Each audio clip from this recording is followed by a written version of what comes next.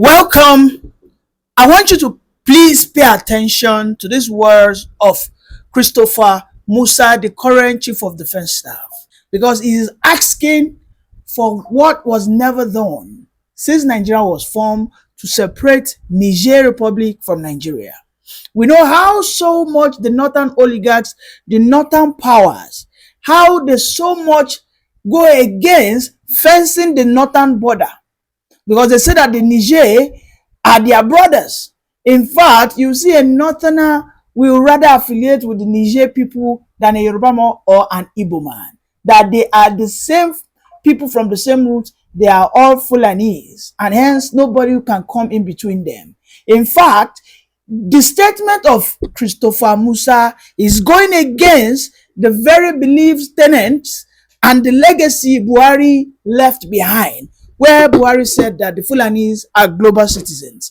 If a wall is built between Niger Republic, right to the axis, as you can see on my screen, of Cameroon, then you should know that we have annihilated the Fulanis of the Niger Republic, and there will not be that single free flow of movement. He is only saying that this is the reason why we have terrorism, but the northern leaders are going against him.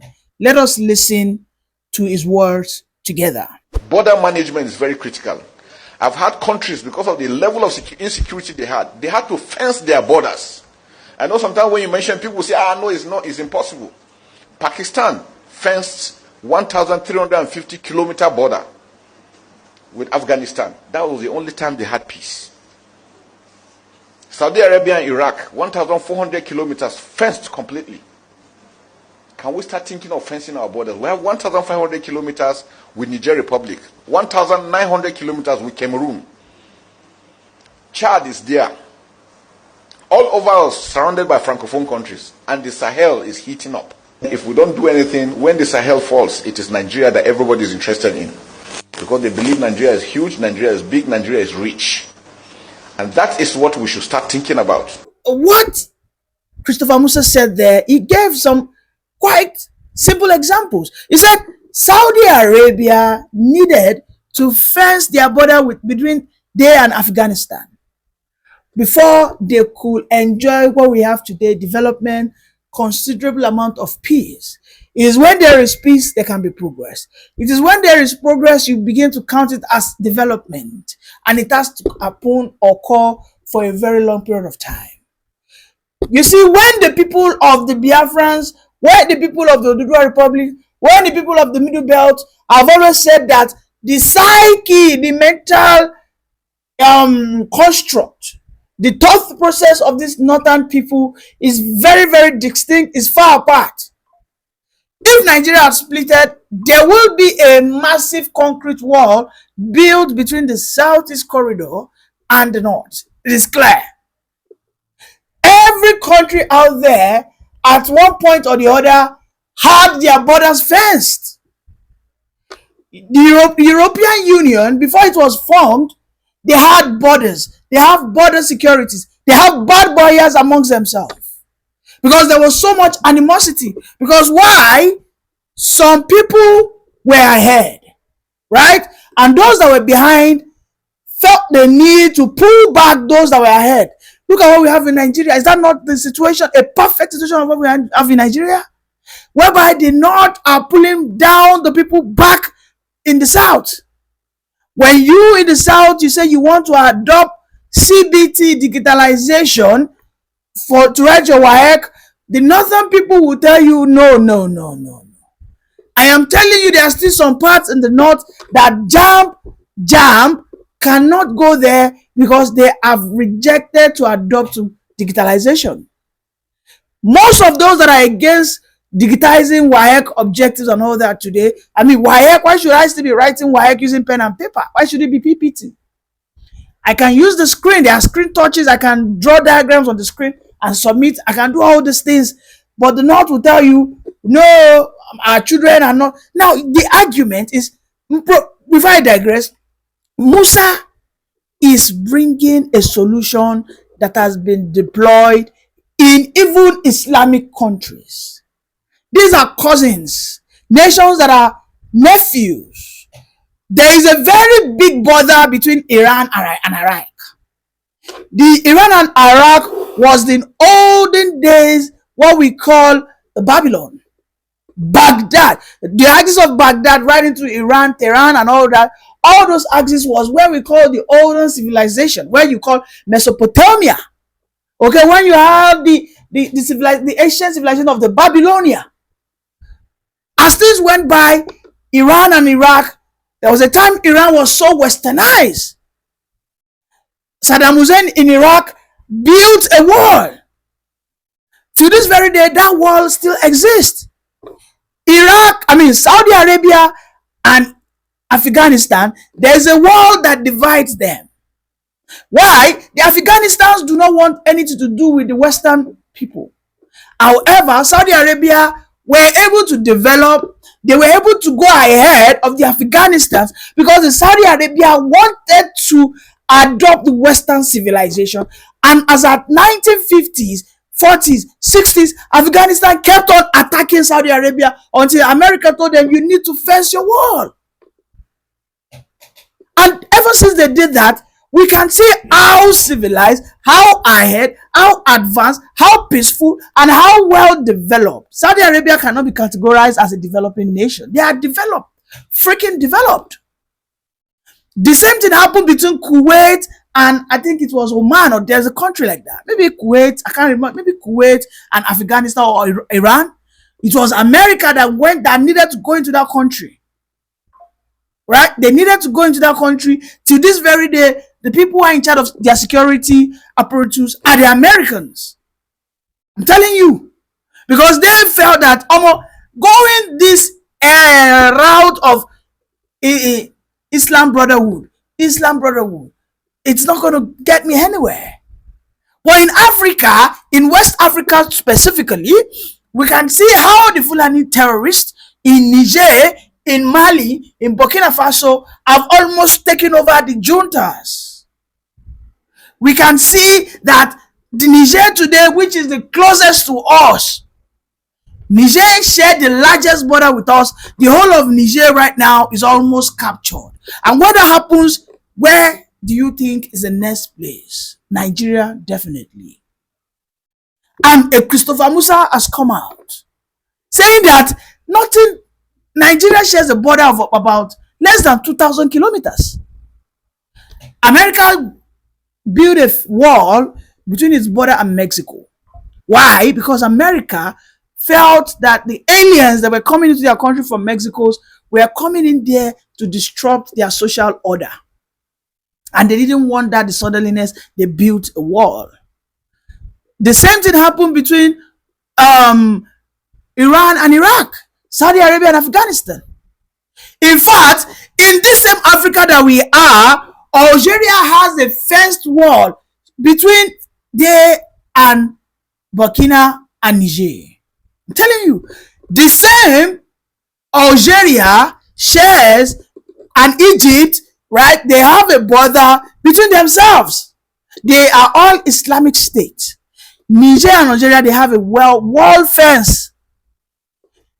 Egypt and Sudan, the southern part of Egypt shares a border with Sudan. Northern part of Sudan, right? That is, you can remember there was a time that when that war broke out, so many of our Nigerian students who were stuck in Sudan, they went through the border that Egypt didn't open that border for them for like 5 or 6 days. Do you remember? Right? Do you remember now? Now, here is the deal. Why is an Egypt not saying let us have an open border? Let us have an open border. The intention of having an open border policy in West Africa is beyond the Western ingenuity. It is because of the selfish interest of our northern leaders, whom said that no for trade. Okay, let us close our border and let us develop. When it gets to that point, when we develop, when we decided, when we see that we have grown the capacity to defend ourselves, right? Then we can decide to have maybe like 2 access, in just 2 access way for people who want to come in from Niger. I am telling you, If 5 million Nigerians want to enter Nigeria, as I speak, they will, and nobody will stop them. Those people, when they come, what do you think is going to happen? If you think you're a Southerner, like you're saying that, well, now them for the north they go to buy, you're mistaken. Because how long does it take for you to travel from the north to south in Nigeria?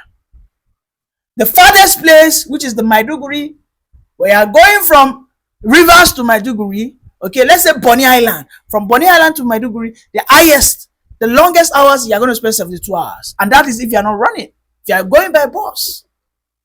If you are walking, you probably spend maybe a month.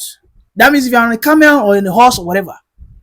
But here's the deal. So you have to understand that a cry of Christopher Musa, the Chief of Defense Staff, is a cry for the sovereignty of all of us in the Middle Belt down to the south. Yes. If our governors, if our senators were not cowards, I'm telling you, right there, right now, they would have sent this bill. Immediately they approve it. Yes, because I know this issue it's going to crop a heated argument in the Senate. Because they will tell you, no, you cannot block us between, you cannot cut us off. These people are our brothers. You cannot cut us off. This will be the words of the Northerners. They will tell you they share more similarities, share more tradition. And hence the reason why we have always said that the North was never supposed to be in any form of marriage with the southern part of this country. I'm telling you, take a look at the map.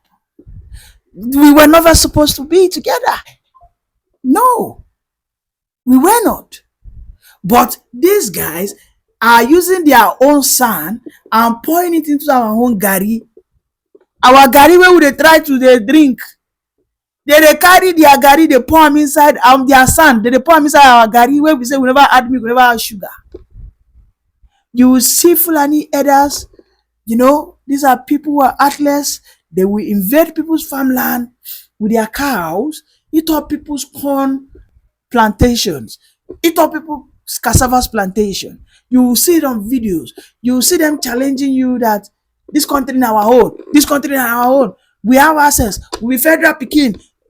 Cattle rearing is a federal project. These are their words. They say it with their full chest, like full confidence and boldness that there's nothing you can do. And indeed, there's absolutely nothing you can do. The best you could do is to flee. The last guy who tried it, Sunday Jackson in Middle Belt, I think Plateau State, where a Fulani elder encroached his farm, ate his maize. He challenged the guy.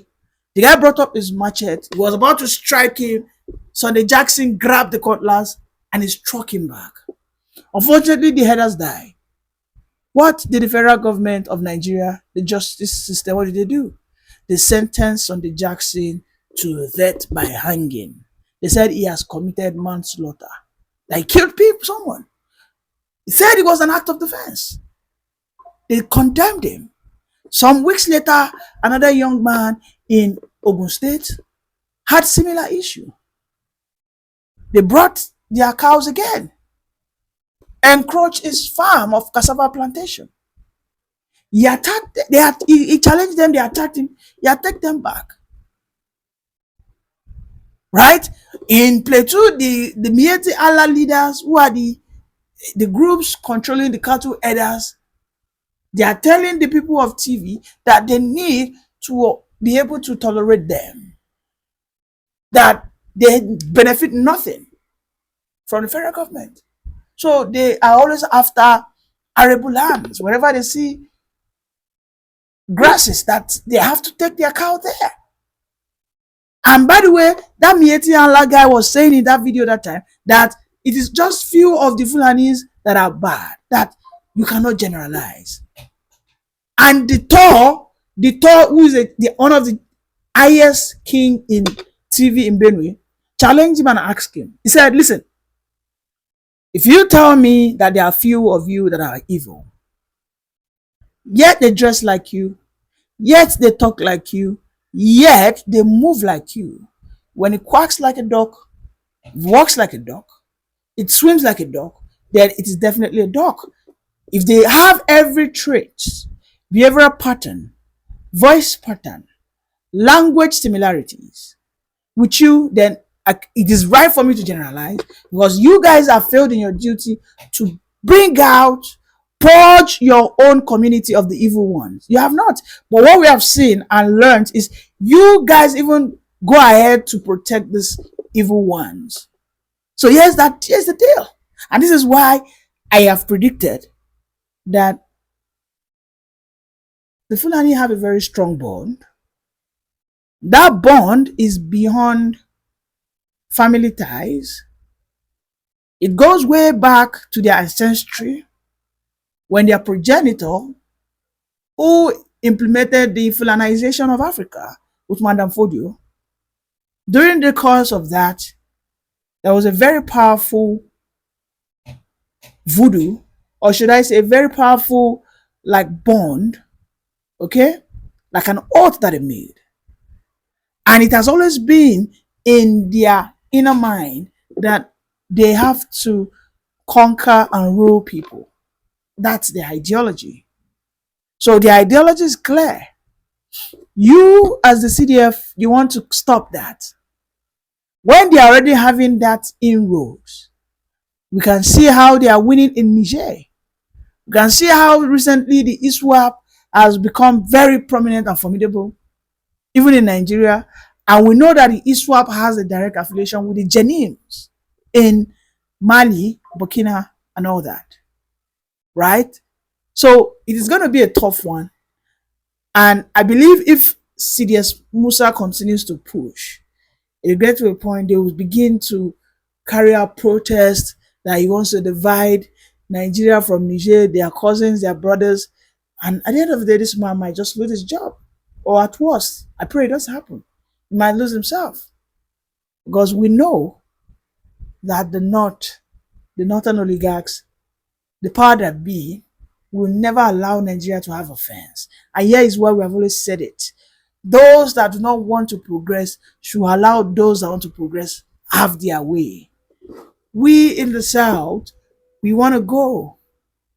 If I go and there is a need for us to fence our borders, I don't think any Westerner will say no.